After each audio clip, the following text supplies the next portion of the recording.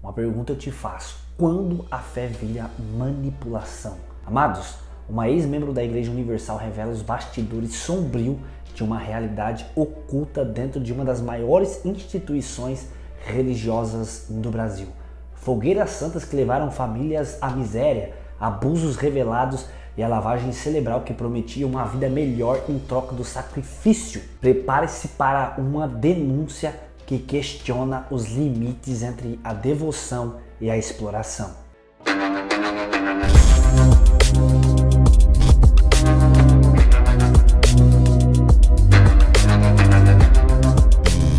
Meus amados, mais um vídeo para todos vocês. Meu nome é Felipe Câncio. Por favor, inscreva-se aqui ativando o sininho das notificações e compartilhe este vídeo para o maior número de pessoas, para que possamos abrir os olhos desses que estão acreditando fielmente que será próspero em sua vida se ofertar todo o seu dinheiro para estes pastores que querem enganar as pessoas. E sem mais delongas, bora para esse vídeo. Olá pessoal, boa tarde. Bom, eu estou conhecendo o canal hoje.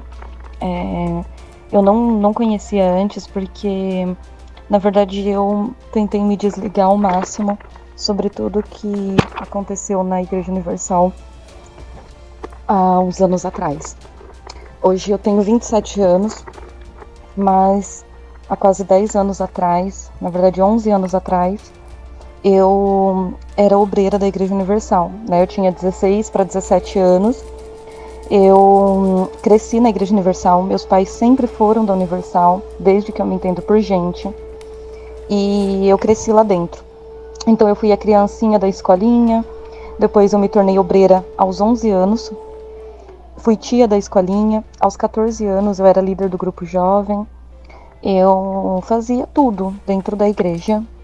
A minha vida era voltada para a igreja em prol de tudo. Meus pais me ensinaram e me condicionaram a gostar tanto da igreja e fazer tudo por ela que eu não via outra vida fora de lá.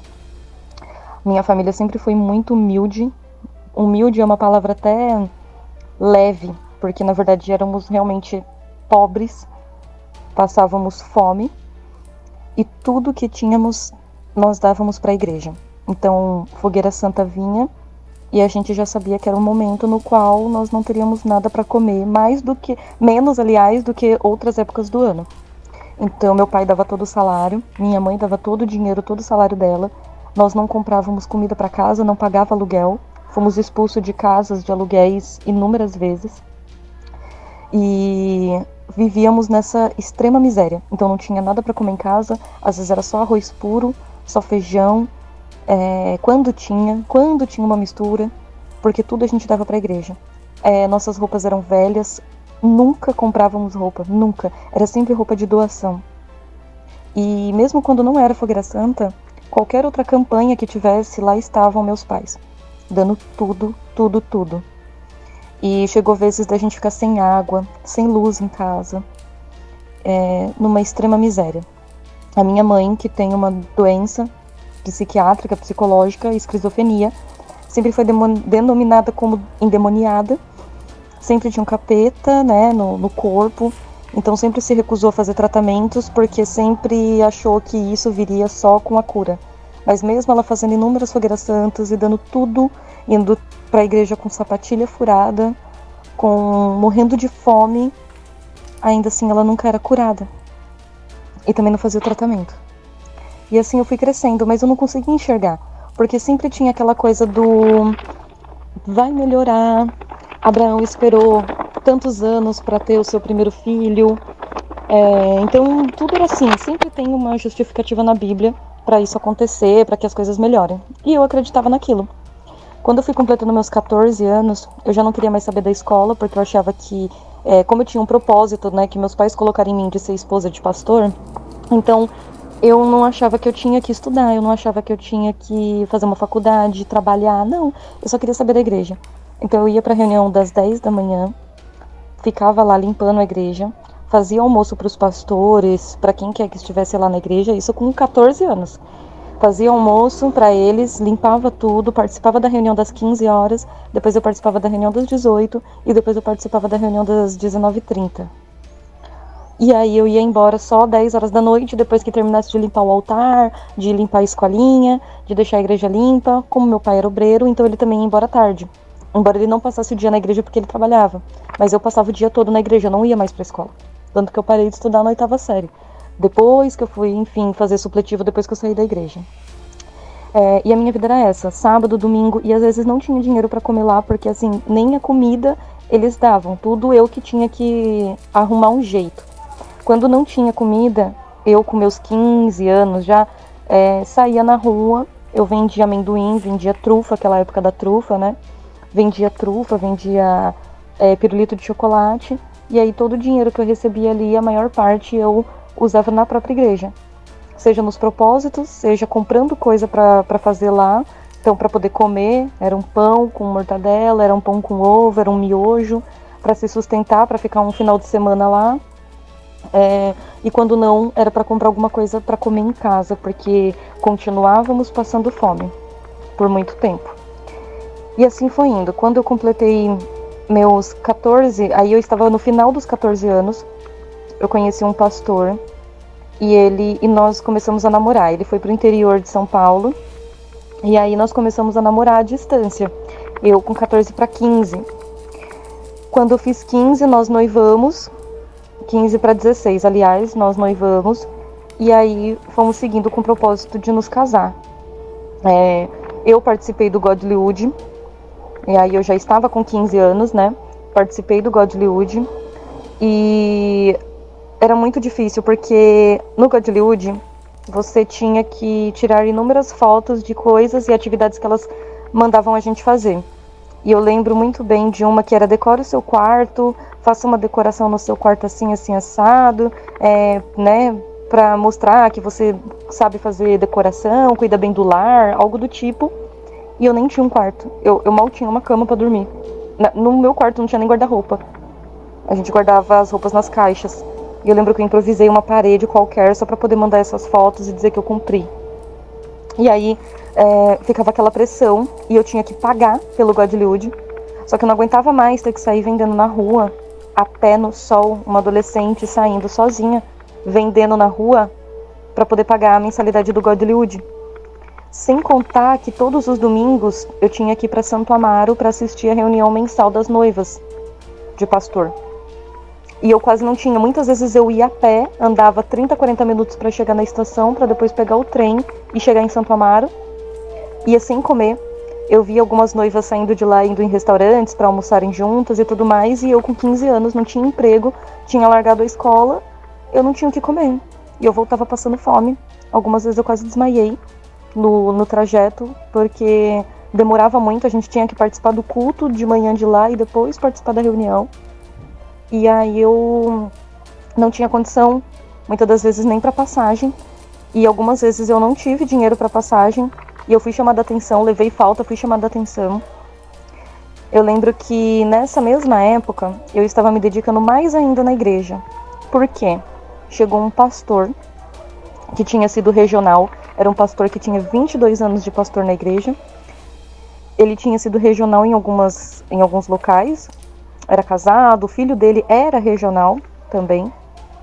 Enfim, então era uma pessoa que tinha muita experiência.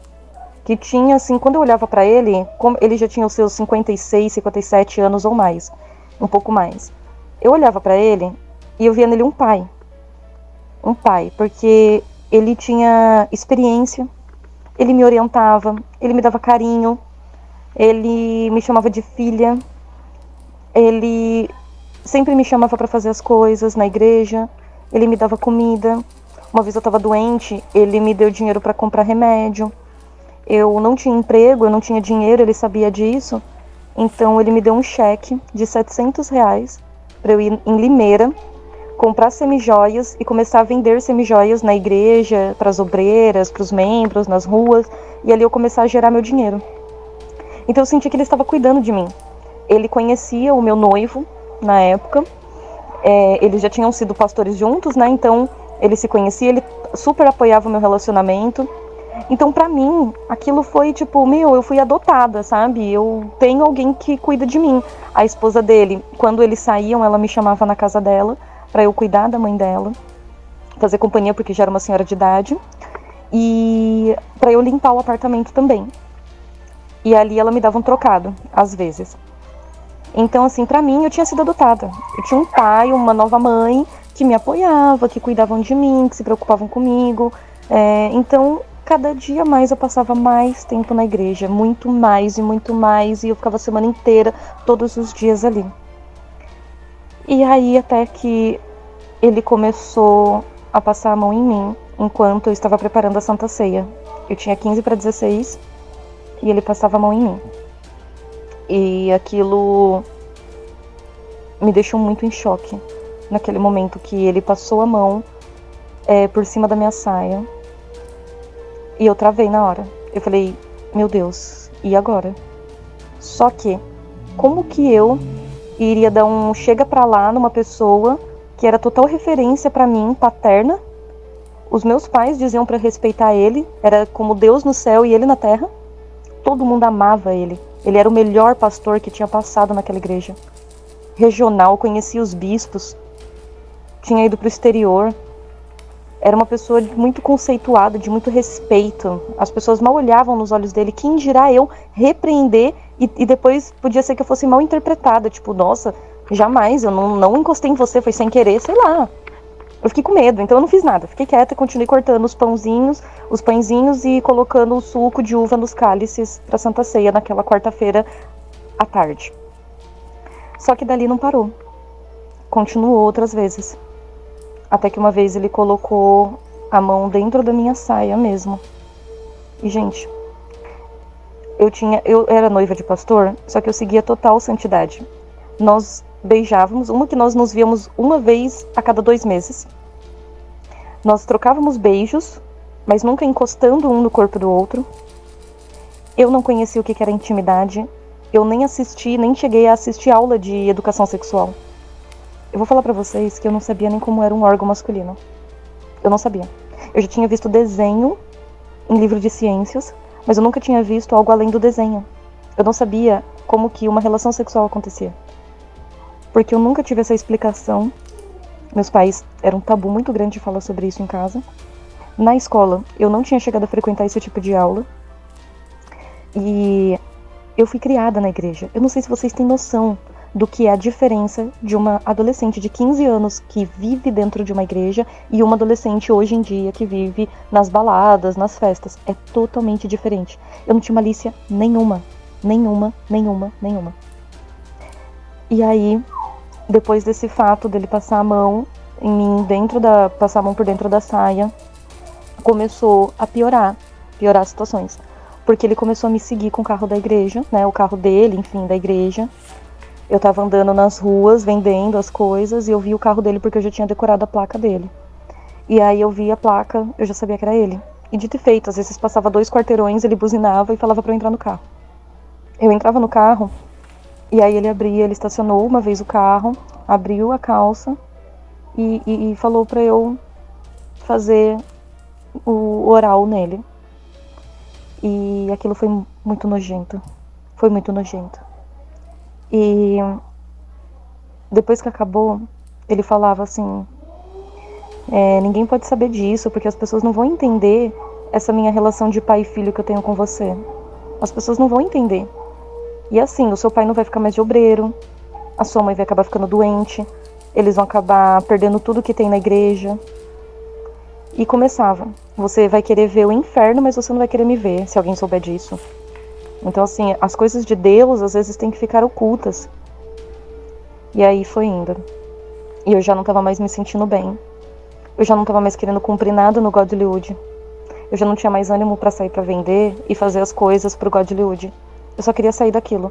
Eu não queria mais ter aquela responsabilidade, aquele vínculo, a minha alegria começou a desaparecer. Até que eu comecei a não pagar as mensalidades do Godlywood e não cumprir algumas tarefas. Aí a esposa do pastor foi chamada lá em Santo Amaro para poder falar sobre isso, o porquê que o meu desempenho estava baixo. E aí elas me chamaram para conversar, as esposas lá que eram responsáveis pelo Godlywood de São Paulo. Me chamaram para conversar, falando, perguntando, e eu não consegui esboçar nenhuma expressão de nada. Elas só falaram, você não tá cumprindo, o que tá acontecendo? E eu, não tô conseguindo. Mas você não quer ficar? Ah, tanto faz. Eu já não me importava mais em continuar ou não. Sendo que aquilo era tudo na minha vida. Mas eu já não me importava mais. E aí elas falaram, então você vai ter que sair do Godlywood, só que se você sair do Godlywood, você vai ter que terminar o noivado. Aí eu, tá bom, tudo bem. Naquele momento, eu já não me importava mais em continuar naquele relacionamento. Era a distância, a gente às vezes ficava muito tempo sem se falar, não tinha um amor, uma coisa, era realmente tudo muito arranjado. Então não ia dar certo de qualquer jeito. E aí, terminamos o relacionamento. Ele terminou comigo por telefone, porque eu não tive um bom desempenho no Godlywood. Então ele terminou comigo, enfim. Continuei sendo obreira da igreja, porém as coisas só pioraram. Dali em diante só piorou. Esse pastor queria arrumar um outro pastor para eu noivar, de qualquer jeito. E eu ficava evitando, ele pedia para eu levar foto para poder apresentar para esse pastor, e eu ficava enrolando, porque eu já não queria mais aquilo. Eu perdi o prazer que eu tinha na obra. Ele tirou o brilho, a alegria, qualquer felicidade que eu tivesse de fazer a obra. E eu lembro que algumas vezes ele me pegava na igreja e fazia coisas comigo que eu não gosto nem de falar. Até o dia que realmente o ato aconteceu. E foi a pior coisa da minha vida. Depois que aquilo aconteceu, eu já não consegui. Eu que ia todos os dias para a igreja, comecei a ir menos. Comecei a parar de frequentar, ir com tanta frequência. Então eu só ia na segunda, na quarta e na sexta. E aí ele enlouqueceu, ficou atrás de mim, ia até em casa me chamar. Só que todo mundo achava que era normal. Eu sempre estava ali. Desde os meus 11 anos, eu já estava com quase 16. Então era normal. Todo mundo já me conhecia, então ninguém imaginaria que aquilo estaria acontecendo comigo, mas estava. E eu não conseguia contar para meus pais. Meus pais eram muito devotos. São, na verdade, porque eles estão lá até hoje. E eu tinha medo de contar e ninguém acreditar em mim, de eu ser humilhada, de passar vergonha. Porém, acabou acontecendo exatamente isso. Tudo que eu mais temia. Porque eu cheguei no pastor auxiliar naquela época, junto com uma amiga minha do grupo jovem. E eu falei pra ela, contei o que estava acontecendo. E aí nós fomos juntas, à tarde, na igreja, conversar com esse auxiliar. E eu contei o que estava acontecendo. Eu contei. E o que ele fez? Ele falou assim, olha, eu vou pedir uma direção para Deus do que fazer. E o que Deus me falar para fazer, amanhã eu dou uma resposta. O dia seguinte chegou. E esse dia seguinte, o pastor estava na minha porta, me ligando, pedindo para eu subir. E aí ele falou para meus pais que era só para me levar, para eu poder ficar cuidando da igreja rapidinho, porque ele tinha que ir para uma reunião na sede. E aí eu saí de casa branca, entrei dentro do carro, e aí ele falou, o que você fez? Você contou para ele o que aconteceu? Aí ele ainda citou, ainda bem que não foi o auxiliar fulano de tal, porque se fosse, ele teria levado isso pro bispo. Ele falou, eu sei que você deve estar pressionada e tudo, mas olha, isso não pode sair daqui. Enfim, começou com as ameaças, começou com as coisas.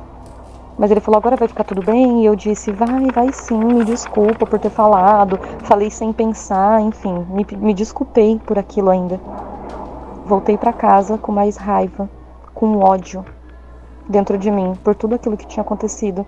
E por eu ter tido uma única coragem, uma única vez, e não ter sido ajudada. Daquele dia em diante, eu entendi que nada que eu fizesse ia dar certo. Nada, nada. E aí, eu arrumei um trabalho para vender cursos. Comecei a me envolver nesse trabalho, justamente para me afastar o máximo que eu pudesse da igreja.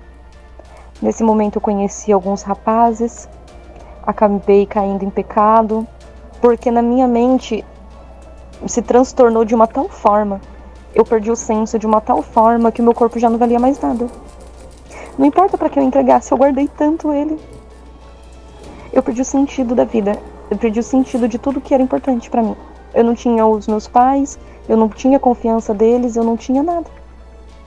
E eu fui me entregando, comecei a frequentar menos a igreja, não queria mais colocar uniforme. As pessoas começaram a perceber, mas eu dizia só que era porque eu estava trabalhando muito. E assim foi indo até que um dia ele me pegou num sábado, voltando desse trabalho, me colocou dentro do carro. E aí ele falou: o que você tá fazendo? Você tá se afastando, você tá deixando o diabo agir, você tá isso e aquilo, e usando a palavra de Deus, porque ele vivia fazendo isso. Antes dele cometer os atos, ele lia sobre a palavra pra mim. E aí eu fiquei com tanta raiva, com tanto ódio aquele dia. E aí ele falou: olha, se você contar pra alguém, você não vai mais me querer ver, e eu não vou mais querer ver você na vida, e não sei o quê. E aquele dia eu abri a porta do carro e falei pra ele: você vai desejar nunca mais ter me visto. Ou, aliás, você vai me desejar nunca mais me ver. Eu bati a porta do carro e desci pra casa. E naquele dia eu escrevi uma carta pra Deus, porque eu sabia o que estava por vir. E eu escrevi uma carta falando: Deus, por favor, não me deixa passar por tudo isso. Em prol de tudo que eu já me dediquei, que eu fui sincera até aqui. Eu realmente amava ajudar as pessoas. Eu realmente evangelizava. Eu ajudava as crianças. Eu orava pelas pessoas. Eu fazia jejum. Eu fazia propósito. Fazia fogueira santa pelas pessoas. O meu coração era sincero. Tudo que eu queria brilhava tanto dentro de mim. Um amor, uma sinceridade. Eu não olhava para a riqueza deles. Eu não olhava. Depois que eu saí, que eu comecei a lembrar daquilo, mas eu não tinha essa malícia. Eu não tinha. E eu falei: Deus, em prol de tudo isso, então me mata. Me mata. Me deixa morrer.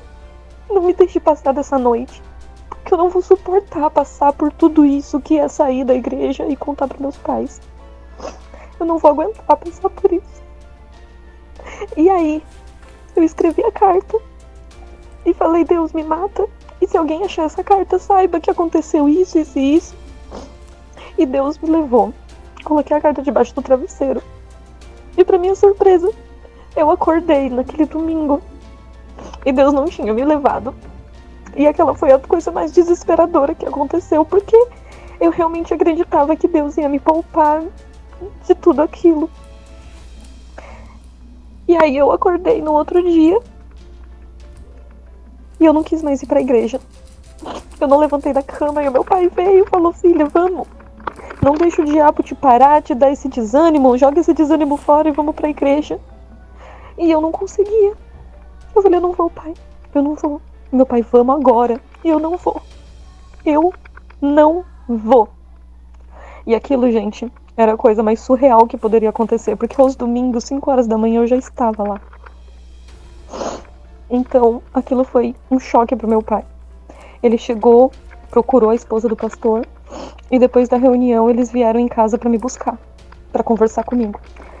Só que antes disso eu chamei minha irmã e pedi pra minha irmã me buscar, que algo muito ruim tinha acontecido. Ela me buscou e eu não contei pra ela exatamente o que aconteceu. Aquele dia a esposa do pastor me ligou várias vezes, mas eu tava com muito medo. Eu tava com muito medo de falar com ela. Eu tava com medo deles me colocarem de frente pra ele e dizerem que eu tava mentindo. Eu tava apavorada, apavorada, apavorada. O meu medo era tão grande, tão grande. Eu não sei dizer como eu senti tanto medo de enfrentar aquilo. Eu não tive coragem de enfrentar. E eu só fugi. O máximo que eu pude, eu só fugi. E aí a esposa parou de me ligar. No outro dia eu voltei pra casa. E eu só falei pro meu pai que na noite anterior o pastor tinha me dado uma carona que eu não gostei.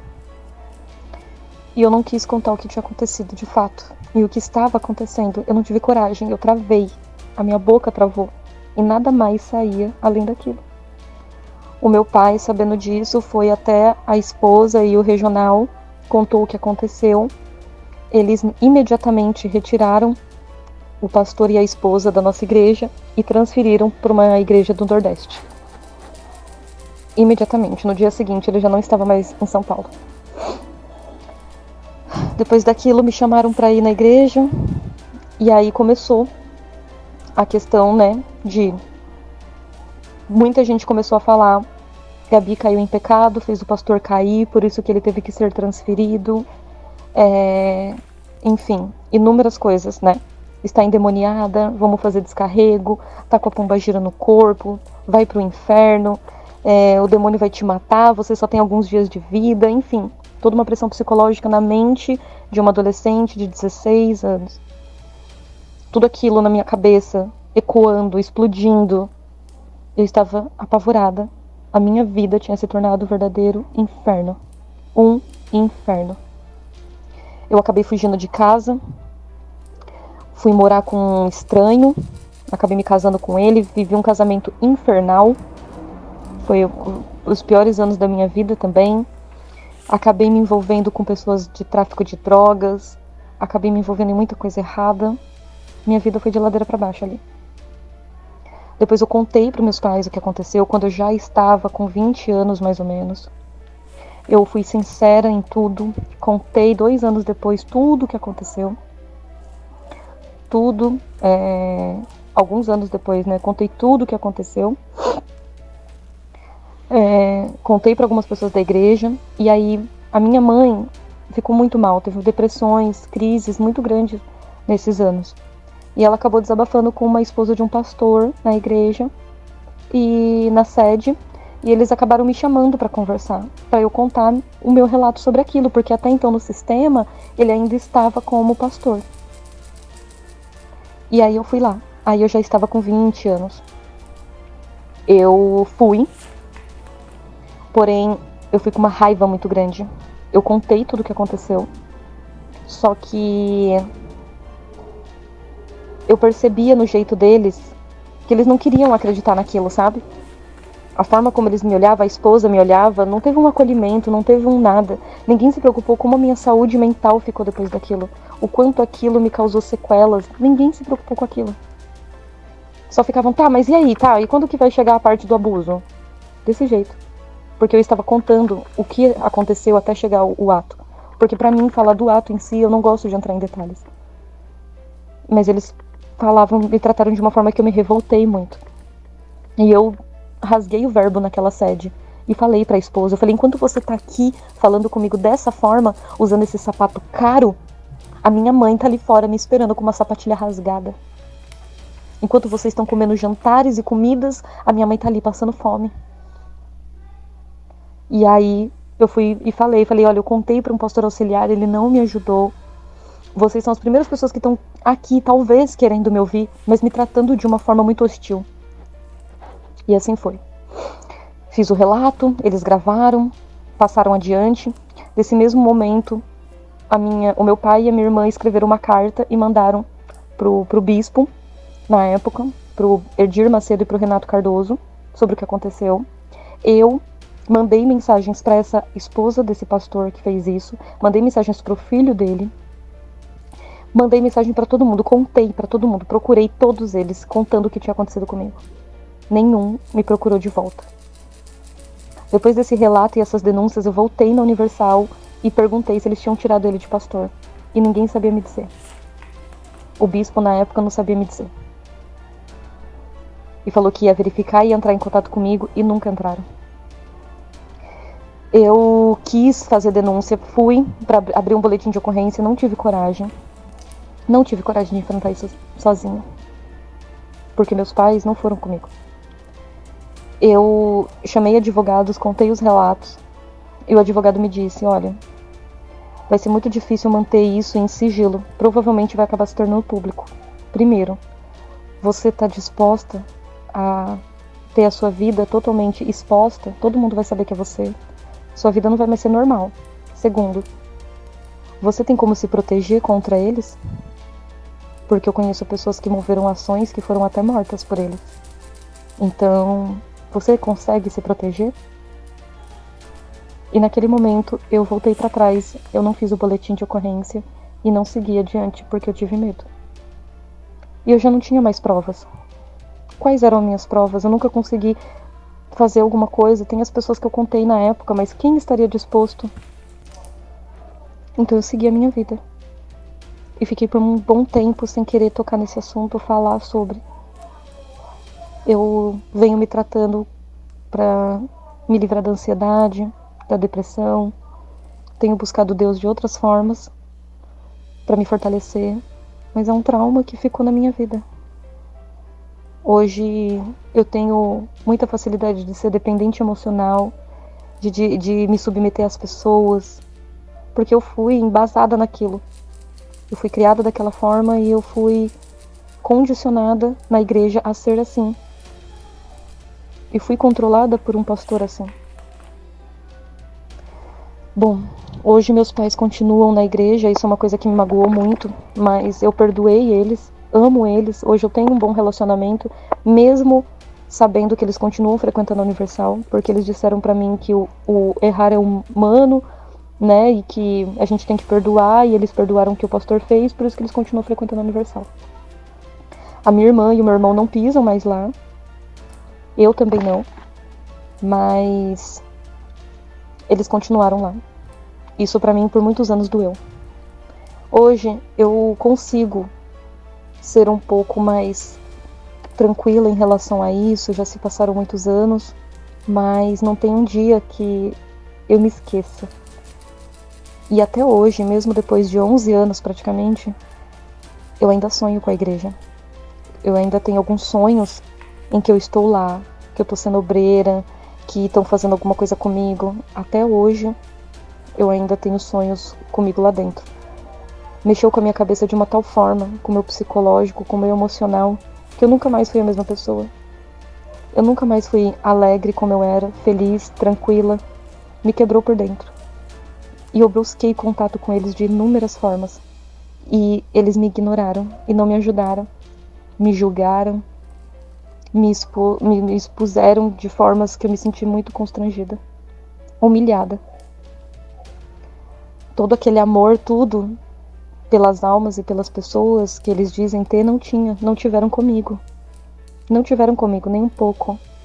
Não me acolheram, não me ajudaram, não me apoiaram a fazer uma denúncia, a ir atrás, nada. Nada. Eu tive que sair sozinha. Só eu e Deus. Hoje, graças a Deus, eu consegui terminar a escola, fazer faculdade e trabalho, me sustento. E sigo a minha vida em paz. Embora ainda lutando com todos os traumas que eu carreguei de lá. Por me enganarem, me manipularem, por fazerem lavagem cerebral a ponto de eu entregar toda a minha dignidade naquele lugar. Saí de lá humilhada. Bom, só peço para quem tá aí dentro abrir os olhos. A gente não tá falando isso aqui nesses relatos porque a gente quer enganar. Não. Não sei se vocês já pararam para pensar que às vezes é Deus tentando alertar vocês. Que Deus tá ali tentando abrir os seus olhos e talvez você não vê porque você não quer ver. Só que Deus não pode te obrigar. E algumas coisas acontecem para vocês poderem enxergar. Olha o cúmulo do absurdo que aconteceu comigo e com outras pessoas, com esposas de pastores, com obreiras. Onde Deus está ali. Me desculpem, mas o Deus que eu acredito não vive nesse meio, não compactua com isso. Hoje eu posso dizer que eu conheço mais a Deus do que quando eu estava lá dentro. Porque sim, hoje é total sinceridade. Hoje eu vejo total sinceridade. Não lá, que hoje eu olho para trás e eu lembro de toda a ostentação, que eu não consegui enxergar. Mas eu lembro agora, de toda a ostentação, de tudo que eles viviam, que eles iam atrás das metas para apoiar os esposos, né? Para que eles batessem as metas. Tudo isso. Isso não era para ajudar ninguém. Nunca foi. Os meus pais mesmo nunca foram ajudados. Até hoje. Sofrem, moram de favor e até hoje dão dinheiro para a igreja. E tanto mexeu com a cabeça deles que eles fizeram inúmeros propósitos, fogueira santa, para eu voltar para lá, para eu voltar, né? No caso eles dizem para Jesus, mesmo depois do que aconteceu comigo, eles ainda colocaram dinheiro no bolso deles, mesmo depois do que aconteceu. Bom, esse é o meu relato e eu só peço que vocês abram os olhos. Existem muitas formas de seguir a Deus. Existem muitas formas da gente acreditar no Senhor Jesus, de entregar a vida para Ele, de viver uma vida correta, de ajudar as outras pessoas. Não precisa estar nomeado numa placa. Deus, Senhor Jesus, não privatizou o nome deles para uma igreja. Ele está aonde nós acreditamos, onde há sinceridade, aonde há verdadeiro. E se não encontrarmos nenhuma igreja que faça isso, então vamos fazer por nós, dentro da gente, com verdade de espírito dentro de nós. Eu teria mais coisas para falar, mas vai ficar um áudio muito grande. Talvez futuramente eu conte outras coisas que eu já passei dentro da Universal. E agora, quem poderá ajudar as vítimas de um sistema que parece não ter limites? As histórias de abuso, manipulação psicológica e espiritual reveladas nesse relato são um grito de socorro de quem passou a vida acreditando estar servindo a Deus, mas descobriu que a verdadeira fé estava sendo usada como uma arma para oprimir. Será que a justiça será feita?